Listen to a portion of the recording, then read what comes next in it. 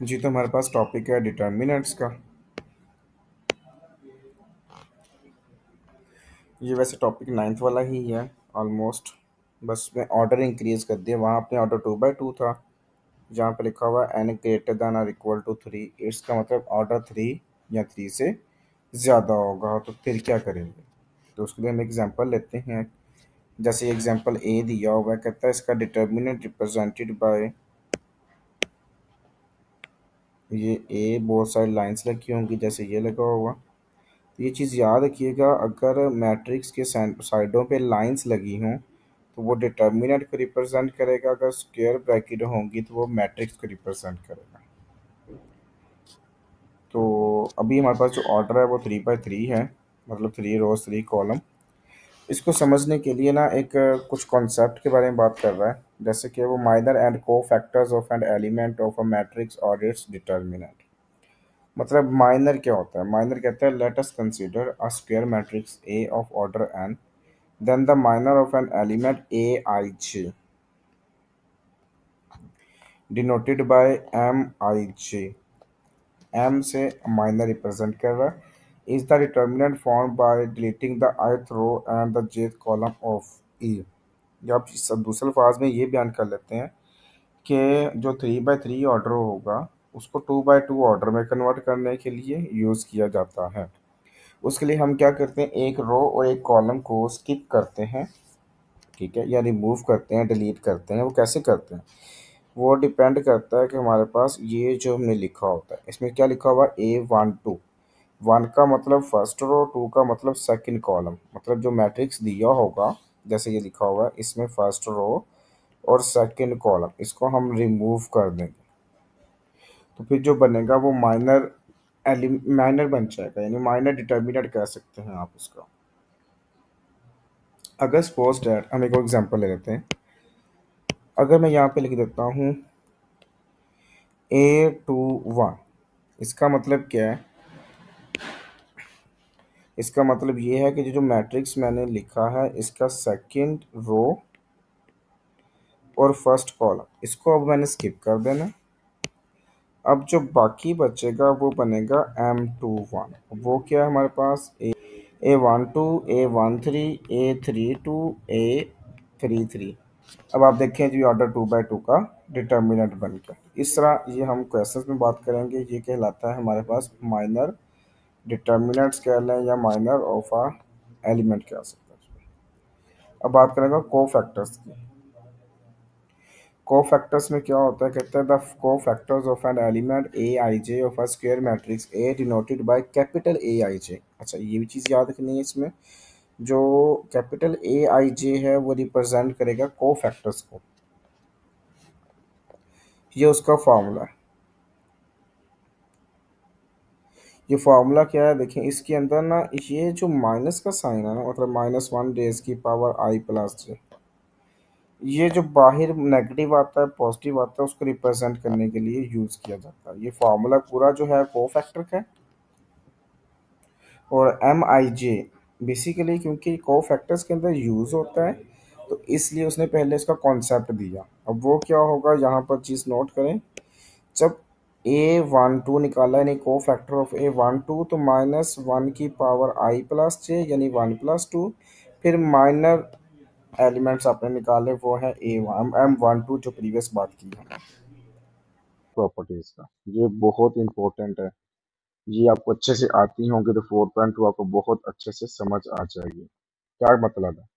पहली प्रॉपर्टी ये है कि अगर आप किसी भी मैट्रिक्स का डिटर्मिनेंट निकालते हैं या उसका ट्रांसपोज लेकर डिटर्मिनेंट निकालते हैं, दोनों कंडीशन में आंसर सेम आता है। क्लियर? सेकंड में क्या है? If in a square matrix, एक स्क्वायर मैट्रिक्स मौजूद है, 2 रोज और 2 कॉलम्स। आप किसी भी मैट्रिक्स की 2 रोज या 2 कॉलम, तो R1 को R2 के साथ या R2 को R1 के साथ, सेम लाइक दैट C1 को C2 के साथ, C2 को C1 के साथ जब इंटरचेंज करते हैं तो उस मैट्रिक्स का जो डिटर्मिनेंट होता है उसके बाहर माइनस आता है। Second property. Number third, if a square matrix A has two identical rows, और two identical columns. Identical columns identical rows से मुराद ये है कि उसकी दो रोज सेम हो जाएं या दो कॉलम सेम हो जाएं, तो वो पूरा डिटर्मिनेंट होगा वो इक्वल टू जीरो के इक्वल कंसीडर किया जाएगा। Number 4, if all the entries of a row or column of a square matrix is zero। मतलब आप जब किसी भी स्क्वायर मैट्रिक्स की बात करते हैं और अगर उसकी पूरी एक रो जीरो हो या पूरा एक कॉलम जीरो हो तब भी डिटर्मिनेंट जीरो होता है। अब देखें यहाँ पर दो चीजें याद रखनी है कि डिटर्मिनेंट जीरो कब कब होता है, या तो पूरी एक रो जीरो हो या पूरा एक कॉलम जीरो हो, या कोई सी दो रोज कोई से दो कॉलम सेम हो, तो देन दोनों कंडीशन में डिटर्मिनेंट हमारा जीरो की इक्वल आएगा। नंबर 5 हमारे पास है if the entries of a row in a square matrix A are multiply by the number K belongs to real numbers. जब हमने कहा था किसी भी मैट्रिक्स को जब हम कांस्टेंट वैल्यू से मल्टीप्लाई करवाते थे रियल से, तो वो सब वैल्यू से मल्टीप्लाई होती है, बट इसमें जो है वो थोड़ा सा चेंज है। वो क्या होती थी, सब वैल्यू से मल्टीप्लाई होती थी, ये किसी एक रो से होगी या किसी एक कॉलम से होगी, पूरी मैट्रिक्स से मल्टीप्लाई नहीं हो सकती। नंबर 6 में लिखा हुआ है if each entry of a row of a square matrix consist of two terms then its determinant can be written as the sum of two determinants. तो सब देखें इसके फर्स्ट कॉलम में दो वैल्यूज हैं, तो आप इसको ब्रेक करके लिख सकते हैं जैसे A11 A21 A23 A31 sorry, इसको सेपरेट कर लिया, और जो दूसरी वैल्यू है B11 B21 B31 इसको हमने सेपरेट कर लिया। अच्छा तो अब देखिए हम बाकी जो दो कॉलम है, सेकंड कॉलम और थर्ड कॉलम ये सेम है। तो ये चीज़ मायने में रखिएगा कि इसको हम इस तरह ब्रेक कर सकते हैं अगर हमारे पास किसी कॉलम में डबल वैल्यूज हो या किसी रो में डबल वैल्यूज हो। ये जो 6 तक आपके पास दिए हुए प्रॉपर्टीज ये सबसे मेन प्रॉपर्टीज हैं। आपके पास exercise 4.2 question number 1 evaluate the following determinants. हमने डिटर्मिनेंट्स फाइंड करने हैं, इसको हम एक्सपैंड की मदद से फाइंड करेंगे। एक्सपैंड इन जैसे हमने कहा था, इसमें देखें तो फर्स्ट वन से एक्सपैंड करते हैं। जब हमने वन चूज किया तो आपको पता है वो वाली रो और वो वाला कॉलम हमने क्या कर देना होता है, स्किप कर देना होता है। तो बाकी जो वैल्यूज बचती हैं उसको हमने डिटर्मिनेंट की फॉर्म में लिखना होता है। तो मेरे पास जो वैल्यूज बचती हैं वो क्या है, -1 -3 3 और 2 बचती हैं। फिर हमारे पास माइनस आता है और फिर हमारे पास यहाँ पर सेकंड वैल्यू बात कर रहा हूँ। जब सेकंड वैल्यू से इसको एक्सपेंड करेंगे तो ऑटोमेटिकली ये जो है first row second column skip हो जाएगा और बाकी वैल्यूज जो हैं वो -2 बाहर आ जाएगा, और बाकी जो 4 वैल्यूज हैं वो हमारे पास क्या है, 3 -3 -2 +2, और देन थर्ड वैल्यू के साथ क्या आता है हमारा प्लस, और इसमें देखें तो -4 है। जब -4 के लिहाज से इसको एक्सपेंड किया जाएगा तो ऑटोमेटिकली हमारे पास देखें फर्स्ट रो में है और थर्ड कॉलम में ये जो वैल्यू मैंने हाईलाइट की है इन वैल्यूज को हम स्किप कर देंगे। जो बाकी चार वैल्यूज बन जाएंगे उनका हम डिटर्मिनेंट निकालेंगे, जो कि 3 -1 -2 और +3 है। अब सिंपली जैसे आप 9th क्लास के अंदर 2/2 ऑर्डर का डिटर्मिनेंट फाइंड करते थे वैसे इसका फाइंड करेंगे हम। ये आ जाएगा 1 इंटू, उसमें क्या करते थे, ये जो वैल्यूज होती थी इन वैल्यूज को मल्टीप्लाई करवाते थे, तो -1 × 2, फिर माइनस लगाते थे और बाकी जो दो वैल्यूज होती थी उनको मल्टीप्लाई करते थे। क्योंकि आपका जो फर्स्ट क्वेश्चन करवा रहा हूँ मैं, इसलिए ज़रा मैं डिटेल से लिख रहा हूँ, बाकी अदरवाइज डायरेक्ट हम करते जाएंगे। माइनस को -2 से मल्टीप्लाई करवाया तो +2 आ जाएगा, और इसी तरह से फिर ये जो 3 था ये मल्टीप्लाई हो जाएगा 2 से, तो ये 3 × 2, फिर हम लगाते हैं minus -2 × -3 bracket close, plus -4 multiply हुआ तो -4 आ गया आपके पास। अगर आप नेक्स्ट देखें इसमें तो सेम लाइक दैट ये वाली दो वैल्यूज मल्टीप्लाई होंगी जिनको हम डायगोनल वैल्यूज का नाम भी देते हैं। ये 3 × 3 माइनस -2 मल्टीप्लाई -1। अब नेक्स्ट इसको नेक्स्ट सिंपलेस्ट फॉर्म में लेके आते हैं, तो 1 इंटू -2 प्लस 3 3 ज़ा 9 प्लस 2 इंटू 6 -2 मल्टीप्लाई -3 प्लस 6, और बाहर माइनस है तो -6 हो जाएगा। -4 इंटू 3 3 ज़ा 9, और ये 3 टाइम माइनस मल्टीप्लाई होगा तो -2 1 ज़ा 2। 1 इंटू 7 प्लस 2 इंटू 0 -4 इंटू 7, तो ये आ गया 7 प्लस 0 -28। इन सबको सॉल्व किया तो -21। ये हमारे पास इसका आंसर आ गया। बेसिकली ये हमने एक्सपेंड किया है। यहाँ हम एक सेंटेंस भी लिख लेते हैं, एक्सपेंड बाय R1। मैंने इसको R1 यानी रो 1 की मदद से एक्सपेंड किया, जिसकी वजह से मेरा आंसर आया -21, और इसके साथ आपका ये पार्ट भी कंप्लीट हो गया। पार्ट नंबर 2 हमारे पास दिया हुआ है a plus B, A minus B, A फिर a plus B, A minus B, और जो थर्ड रो दी है वो a माइनस बी, ए और a प्लस बी दी है। अच्छा, इसको जब एक्सपेंड करेंगे तो ये तो काफ़ी कैलकुलेशन बन जाएगी हमारे लिए, और ये लेंथी प्रोसेस बन जाएगी। इसका हम शॉर्ट वे निकालते हैं। शॉर्ट वे ये होता है कि हम यहाँ पे ऑपरेटर लगाते हैं, रो ऑपरेटर और कॉलम ऑपरेटर का नाम देते हैं उसको। तो उसके लगाने का मकसद ये है कि हम यहाँ पे ना 1 लेके आएंगे। यहाँ पे हम क्या लेके आएंगे? 1। अब वो कैसे लगाते हैं? लगाने के लिए आप देखिए, हम लिखते हैं C1 plus C2 plus C3। मतलब क्या है इसका? मतलब ये है कि मैंने क्या करना है, C1 के अंदर, C1 क्या है? कॉलम नंबर 1 है मेरे पास। कॉलम नंबर 1 के अंदर मैंने कॉलम 2 को और 3 को ऐड करना है। ये मतलब है इसका। अब उसका फायदा क्या होगा देखिएगा, ए प्लस बी, ये कॉलम 1 की वैल्यू, प्लस ए माइनस बी, कॉलम 2 की वैल्यू, प्लस ए। इसी के साथ आप सक देखें, ए के साथ मैंने लेनी है कॉलम 2 की वैल्यू जो कि ए प्लस बी है, और कॉलम 3 की वैल्यू जो मेरे पास है ए माइनस बी। लास्ट में देखें तो ए माइनस बी के साथ कॉलम 2 की वैल्यू ए, कॉलम 3 की वैल्यू ए प्लस बी। अब ये जो मैंने चेंज किया है, मैंने कॉलम 1 में चेंज किया है, कॉलम 2 और कॉलम 3 के अंदर कोई भी चीज़ चेंज नहीं की। तो ये मैंने वैसे की वैसे राइट कर देंगे। तो वो क्या आ जाएगी, ए minus B, A plus B और ए। थर्ड कॉलम में देखें तो ए माइनस बी और ए प्लस बी, और देन ये डिटर्मिनेंट का साइन आ जाएगा। अब इसका हमें फ़ायदा ये हुआ कि यहाँ पर देखें तो मेरे पास ये minus B plus B cancel, ये फर्स्ट कॉलम के अंदर, और जो रिमेनिंग वैल्यूज हैं वो 3a है, ए, तो वो क्या बनता है मेरे पास 3a। तो ये आ गया आपके पास 3a और 3a। बाकी कोई भी चीज़ मुझे चेंज करने की ज़रूरत नहीं पड़ी। अब एक चीज़ नोट करें, आपको फर्स्ट कॉलम के अंदर कुछ कॉमन नज़र आ रहा होगा। जी बिल्कुल, इसमें 3a कॉमन है। हम यहाँ पे क्या कह रहे थे, बाय टेकिंग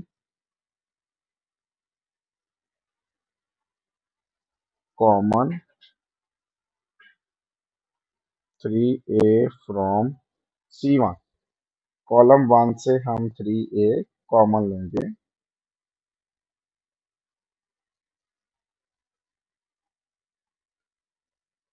इसे जब कॉमन लेंगे तो यहाँ पे 1 आ जाएगा, यहाँ पे 1 आ जाएगा, यहाँ 1 आ जाएगा, और जब बाहर जो हमने कॉमन लिया होगा वो कितना आ जाएगा, 3a।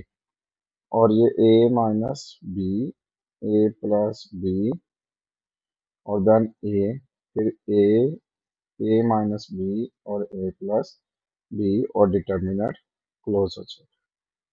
अगर आप नेक्स्ट देखें इसमें, अब हमने 1 बना लिया। पहली कंडीशन मैंने बताई थी ना, यहाँ 1 बनाना है, वो बन गया मेरा 1।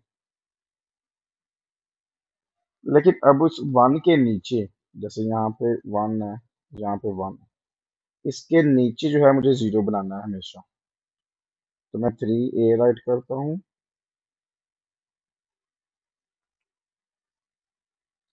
अब आप देखिए ये रो है, वन के नीचे क्या आती है, रो।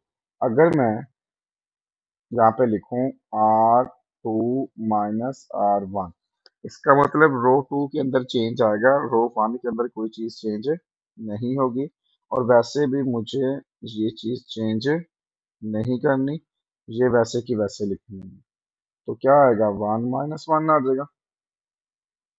ठीक है, और ये आ जाएगा। मैं बल्कि साइड पे करके दिखाता हूँ आपको रफ, ताकि यहाँ पे वर्किंग कम हो हमारी। जी ये देखिएगा, इस वन में से इसको माइनस किया तो 1 - 1 कितना हो गया, जीरो। फिर सेकंड में है a+b में से हमने a - b को माइनस करना, तो ये आ जाएगा a+b -a+b, माइनस ए कैंसिल, तो मेरे पास आ गया 2b। इस तरह से a - b में से a को माइनस करना, मतलब इस वैल्यू में से इस वैल्यू को माइनस करना हमने, तो यहाँ से a कैंसिल और जो बाकी बच गया वो -b आ गया। अब ये सेकंड रो कंप्लीट हो गई। अब क्योंकि मुझे यहाँ पर भी यहाँ पर भी जीरो लेके आना है, अब ये बन गई रो नंबर 3। इसी के साथ मैं लिख दूंगा R3 - R1, यानी कि मैंने R3 में से R1 को क्या करना है, माइनस करना है, और ये मेरा रफ है। अच्छा अब देखें, जैसे मैंने आपको बताया कि मुझे थर्ड रो में वन चाहिए, जीरो चाहिए सॉरी, तो ये भी 1 - 1 जीरो। फिर इसमें से इसको माइनस करना है, मतलब कि a - a - b, ये आ जाएगा a - a+b, ये a से a कैंसिल और यहाँ पर आ गया b। इसी तरह से अब इसमें से इसको मुझे माइनस करना है, अब क्योंकि मेरा सेकंड के साथ कोई भी लिंक नहीं है। अच्छा ये आ जाएगा a+b - a, ये भी कैंसिल और यहाँ पर +b आ, और मुझे इसके साथ ये डिटर्मिनेंट भी क्लोज करना होगा। अब आप देखें, बड़ा आसान सा कुलिया हो गया। यही काम करना है हर क्वेश्चन में, कि यहाँ पर जो वैल्यूज होंगी वो जीरो बनानी होगी आपको, और ऊपर जो यहाँ पे है ना वो वन बनाना होगा। अब इसका फायदा क्या होगा, इसका फायदा ये होगा जब आप इसको एक्सपेंड करेंगे, जहां मैं लिखता हूँ एक्सपेंड बाय C1, C1 से जब इसको एक्सपेंड करेंगे ना, C1 से मुराद है इसको कॉलम वाइज एक्सपेंड करना। तो अकॉर्डिंग टू वैल्यू क्या आता था, वन आता था। और जब हम वन यूज करते थे तो वो वाली रो और वो वाला कॉलम हम स्किप कर देते थे, राइट। तो बाकी जो वैल्यू बचती थी उसका हम डिटर्मिनेंट निकालते थे, और वो क्या थी, 2b -b +b फिर b, फिर माइनस। अब देखो सेकंड वाली कॉलम में जीरो है, तो पीछे अब इसका देखो ना, बात सुनो, यहाँ पर ये जीरो है तो ये लाइन और ये लाइन स्किप हो जाएगी, राइट। जब ये स्किप हो जाएगी पीछे क्या बचेगा, पीछे बचेगा हमारे पास a - b, a b और ये b, और देन ये डिटर्मिनेंट क्लॉज। अच्छा अब थर्ड वैल्यू प्लस, अब जब लेंगे लास्ट वैल्यू, लास्ट वैल्यू के लिए आपको पता है कि हमने लास्ट वैल्यू के लिए पता है आपको, लास्ट रो, ये वाली रो और ये वाला कॉलम हमने छोड़ना है, बाकी चार वैल्यूज बचती हैं, और वो क्या चाहती हैं, a - b, a to b और देन डिटर्मिनेंट्स और देन ब्रैकेट क्लोज।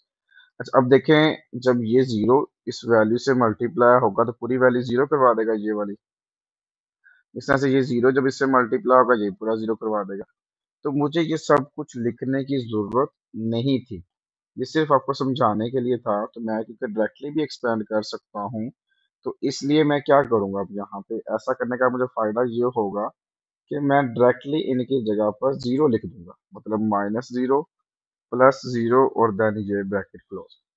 इससे ये हुआ कि मुझे वन टाइम डिटर्मिनेंट फाइंड करना पड़ा, बाकी डिटर्मिनेंट फाइंड करने की जरूरत नहीं है। तो ये आ जाएगा 3a इंटू, फिर वही बात, जब इसका डिटर्मिनेंट ओपन करेंगे तो ये वैल्यू इस वैल्यू से मल्टीप्लाई हो जाएगी, जो कि 2b को मल्टीप्लाई बाय b करेंगे, फिर माइनस b को मल्टीप्लाई -b करेंगे और देन ब्रैकेट क्लोज।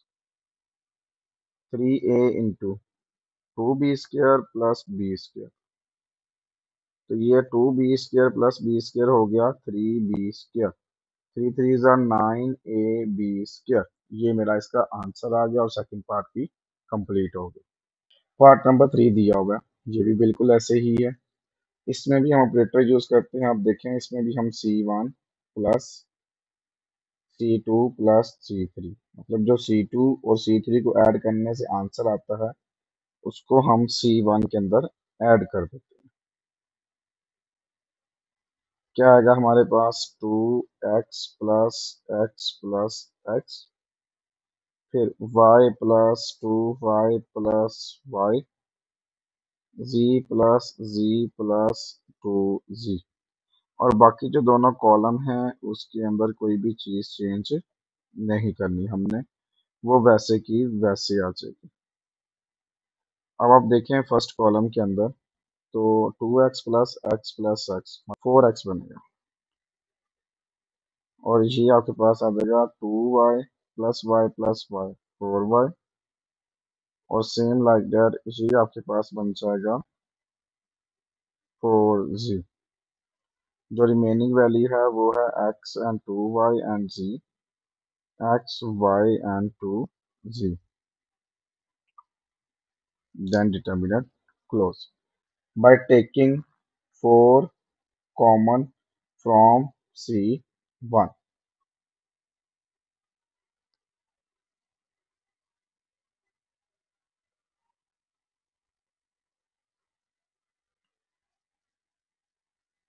4 कॉमन लेना है C1 से, तो जो रिमेनिंग वैल्यूज बनेगी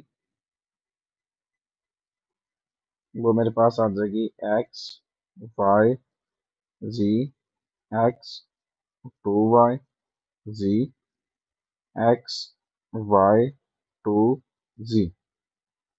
अब आपको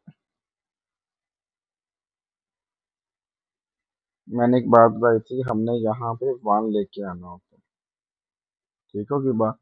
अच्छा, दूसरा ऑप्शन ये भी है कि अगर यहाँ पे 1 किसी तरीके से नहीं आ रहा तो हमें कोई सी दो वैल्यू जीरो करनी होती हैं, इसके नीचे वाली कर लें या उसके साथ वाली कर लें।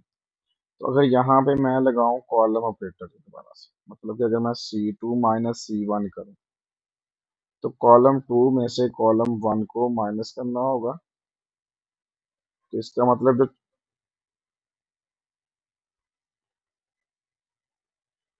मतलब अब जो चेंज आएगा वो कॉलम नंबर 2 में आएगा।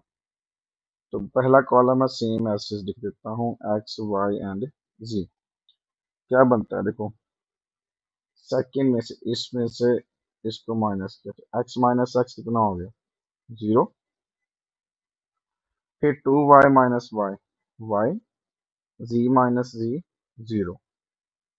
अब थर्ड करते हैं, x-x 0, मतलब यहाँ मैं लिख देता हूँ C3-C1, y-y 0, 2z-z, z, और इसके साथ ब्रैकेट क्लोज। मैं दोबारा बात रिपीट कर देता हूँ, सुनिएगा। जब हमने लिखा C2-C1, तो C2 की जो पहली वैल्यू है वो x है, उसमें से C1 की पहली वैल्यू की तो 0 आ गया। फिर जो C2 की दूसरी वैल्यू है वो 2y है, और C1 की जो दूसरी वैल्यू है वो y है, माइनस किया तो y है। C2 की तीसरी वैल्यू z है, C1 की तीसरी वैल्यू z है, तो z माइनस c 0 हो गया। इस तरह से C3-C1 सॉल्व किया। अब इसका फायदा क्या हुआ, इसका फायदा ये हुआ, आप देखें इस x के साथ राइट साइड पे 2 0 है। अब ये जो पूरी वैल्यू बनती है ये तो रो बनती है। जो लास्ट क्वेश्चन था उसमें ये वाली पूरी वैल्यू, ये देखें ये जो पूरी वैल्यू बनी थी, ये कॉलम बनी थी, तो हमने कॉलम से एक्सपेंड किया था। अब इस क्वेश्चन में क्या बन रही है, रो। तो हम एक्सपेंड बाय रो करेंगे, और आप देखें ये रो नंबर 1 बन रही है, एक्सपेंड बाय R1। फिर वही कंडीशन तो वही आनी इसमें भी, 4 × x बाहर आ जाएगा और बाकी 4 वैल्यूज, क्योंकि हमने जब x एक्सपेंड करना है first row first column skip करना होता है। तो ये आ गया y 0 0 g, डिटर्मिनेंट्स सेकंड भी 0 और थर्ड भी 0, लेकिन सेकंड वैल्यू के साथ नेगेटिव, थर्ड वैल्यू के साथ पॉजिटिव यूज करना होता है। तो 4 × x, ये 4x हो जाएगा, इनटू, जब ये दोनों वैल्यूज मल्टीप्लाई होंगी तो y से ही आ जाएगा, -0 आ जाएगा। मैंने डायरेक्ट मल्टीप्लाई करवा दिया, तो मेरा आंसर आ जाएगा 4xyz। और इसी के साथ क्वेश्चन नंबर 1 भी कंप्लीट हो गया। क्वेश्चन नंबर 2 दिया हुआ है, विदाउट एक्सपेंशन शो दैट। जैसे पार्ट नंबर 1 किया था ना, क्वेश्चन 1 को एक्सपैंड किया था, उसको हमने एक्सपैंड नहीं करना, हमने इसको प्रूव करना इक्वल टू 0 है। इसमें हम सबसे पहले लेफ्ट हैंड साइड कंसीडर करते हैं, एंड लेफ्ट हैंड साइड जो हमारे पास बनती है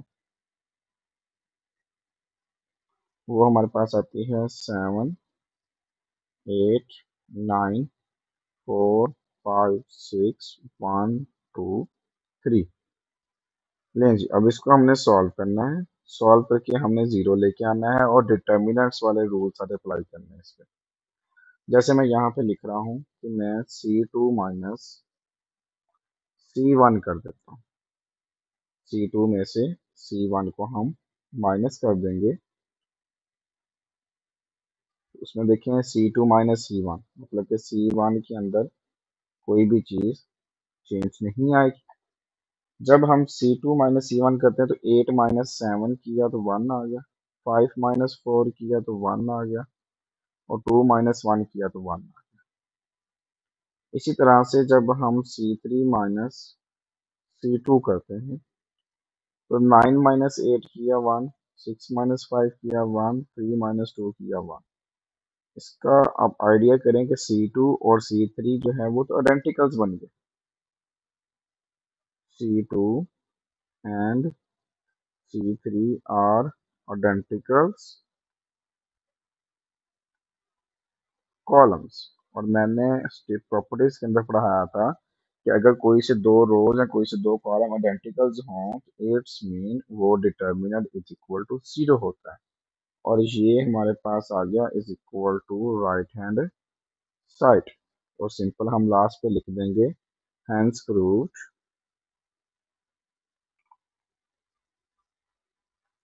left hand side is equal to right hand side. तो हम नेक्स्ट सेकंड पार्ट करते हैं। इसमें भी मैट्रिक्स दिया, सॉरी, एक मैट्रिक्स का डिटर्मिनेंट फॉर्म दिया हुआ है, और आपने इसको प्रूव करना है कि ये भी 0 के इक्वल है। तो हम लेफ्ट हैंड साइड इसमें भी कंसीडर करते हैं, और जो लेफ्ट हैंड साइड हमारे पास है वो दी हुई है 5 2 2 6 2 -8 -1 0 और 10। अगर आप इसमें देखें कि अगर C1 माइनस C2 कर दूं, C1 माइनस C2 कर दें, उसका फायदा क्या होगा? उसका फायदा ये होगा कि जब मैं 5 -6 करूंगा तो -1 आ जाएगा, और आप देखें वो थर्ड कॉलम की पहली वैल्यू बन जाएगी। 5 -6 -1, 2 -2 0। ये मैं पहले आपको ऐसा करता हूँ, सेकंड कॉलम और थर्ड कॉलम लिख देता हूँ तो आपको आइडिया हो जाए। अब आप देखें ये 1 -1 सेम हो गया, 0 0 भी सेम हो गया, और ये देखें 2 माइनस इंटू -8, तो इस जगह 2 + 8 जो कि 10 होता है। अब आप देख सकते हैं C1 और C3 सेम हो गए। हालांकि क्वेश्चन डिफरेंट मेथड से सॉल्व होता है, लेकिन मैं आपको शॉर्टकट मेथड में करवा रहा हूँ जिससे आप ज़्यादा इजी हो जाएगा आपके लिए। तो हम यहाँ पे लिखेंगे C1 and C3 are identicals, columns. So अब ये पूरा जो डिटर्मिनेंट होगा वो इज इक्वल टू जीरो बन जाएगा, और जब ये जीरो बन जाएगा तो ये is equal to right hand side. और जब राइट हैंड साइड आ जाएगा तो लास्ट में हम लिखते हैं hence proof left hand side is equal to right hand side. Part number 4 दिया हुआ है, सेम लाइक दैट, इसमें भी हम लेफ्ट हैंड साइड कंसीडर करेंगे। और जो लेफ्ट हैंड साइड है वो हमारे पास एक डिटर्मिनेंट की फॉर्म की वन है, ये एल है, तो याद रखिएगा ये एम है और ये एन है, ये M plus N, N plus L और एल प्लस एम, और ये वन वन वन, और यहाँ पर ये डिटर्मिनेंट क्लोज होगी। अब आप देखें, अगर मैं C1 के अंदर C2 को ऐड कर दूं, इसका मतलब चेंज C1 के अंदर आएगा। जो चीज आप पहले राइट करेंगे उसके अंदर चेंज आएगा, ये चीज याद रखिएगा। जैसे अब C1 प्लस C2 किया तो ये बन गया L plus M plus N, और ये भी क्या बन गया L plus M plus N, और ये वाला भी बन गया L plus M plus N. बाकी हमारा कोई भी कॉलम चेंज नहीं होगा। अब ये वन वन लिखे हैं थर्ड कॉलम में, तो अब देखें फर्स्ट कॉलम में से L plus M plus N common है। हम यहाँ पे लिखेंगे by taking common L plus M plus N from C1। जब C1 से कॉमन ले लेंगे तो आ जाएगा L plus M plus N, और जो रिमेनिंग वैल्यूज आएंगी फर्स्ट कॉलम में वो आ जाएगी one one one. Second column same as it is, third column same as it is. लेकिन आप एक चीज देखें, फर्स्ट कॉलम और थर्ड कॉलम तो सेम हो गए, तो यहाँ पे हम लिखेंगे C1 and C3 are identicals column.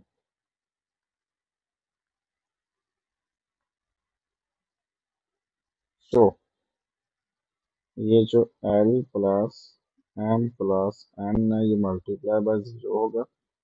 जब ये मल्टीप्लाई बाय जीरो हुआ देन ये is equal to right hand side हो जाएगा, और लास्ट में हम लिख देंगे हैंस प्रूफ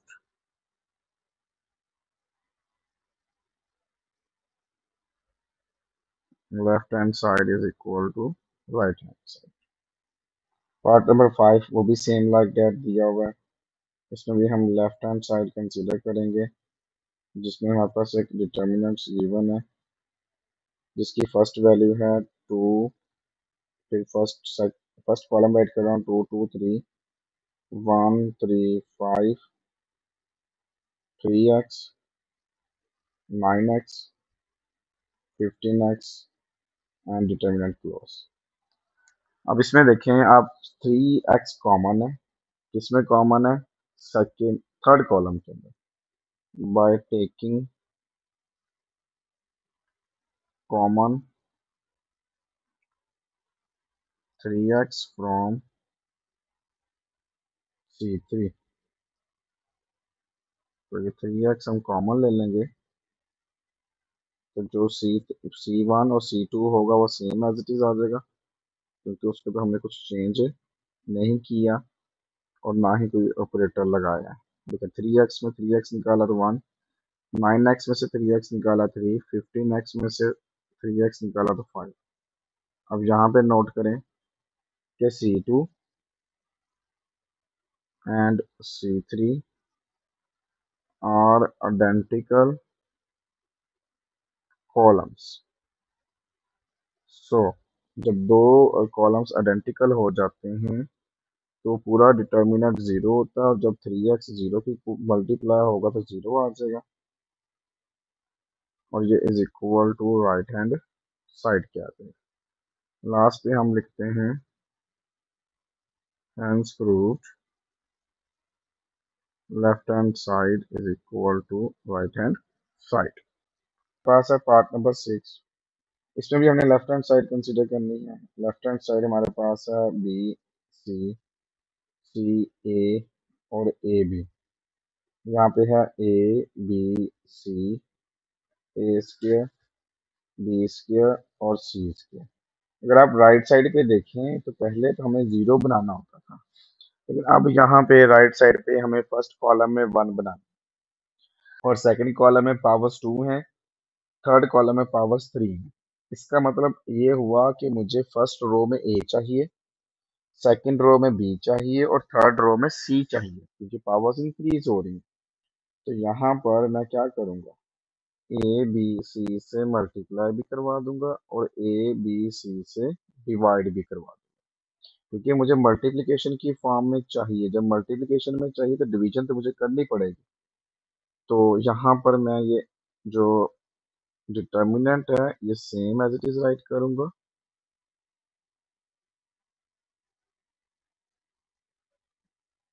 ये स्क्वायर्स है सारे के सारे। और देन अब यहाँ मैं लिखूंगा, क्योंकि मुझे R1 में बाय मल्टीप्लाइंग R1 में मुझे A चाहिए, R2 में मुझे B चाहिए एंड R3 में मुझे C चाहिए होगा। इसलिए मैंने इनको मल्टीप्लाई करवाना है। तो डिनोमिनेटर में तो ए बी सी रह जाएगा।